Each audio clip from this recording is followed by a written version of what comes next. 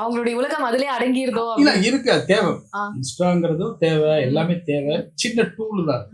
ஆனா அது ஊசிங்கிறது புரியாம அது ஏதோ கடப்பாற மாதிரி நினைச்சோம்னு வச்சுக்கோங்க. அது ஒரு மாயை உலகம். அது என்னன்னா ஒரு கட்டத்துல குறிப்பா கேர்ள்ஸுக்கு அது ரொம்ப யூஸ்ஃபுல்லா இருக்கு.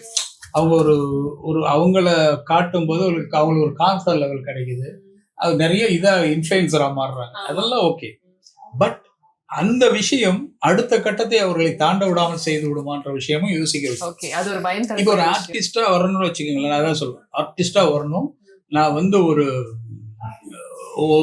அப்ப இருந்த ஹீரோயின்ஸ் இருக்காங்கல்ல, அந்த பவர்ஃபுல் அவங்க மாதிரி எல்லாம் இப்ப சொல்றப்ப அந்த மாதிரி டிராவலே இல்லை. இப்போ எல்லாருக்கும் ஒரு 20 வருஷம் சினிமாவில் கொடி கட்டி பிறந்தவங்க எல்லாம் பார்த்துருக்கோம். ஹீரோயின்ஸாவும் இருந்திருப்பாங்க.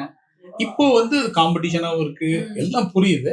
பட் எனக்கு தெரிஞ்சு இந்த இன்ஸ்டா தானே. ஆமா, இன்ஸ்டா ஒரு உலகம், தனி உலகம். இன்ஸ்டா அவ்வளவுதான். இன்ஸ்டா அப்படின்னா அவ்வளவுதான், சின்ன ஒரு இதுதான். ஆனா அது நிறைய ரீச் ஆகுது. நானும் தான் பாக்குறேன், பார்க்காம நான் இப்ப சொல்ல முடியும். ஆனா நான் பார்க்கும்போது பாப்போம், இவங்க ஆர்டிஸ்ட் நல்லா இருக்கு, அதெல்லாம் பாக்குறோம். அது வந்து நமக்கு சில ஆர்டிஸ்ட்லாம் அறிமுகம் படுத்தும். ஆனால் நான் அதுல ஒரு தவறும் நடக்கும்.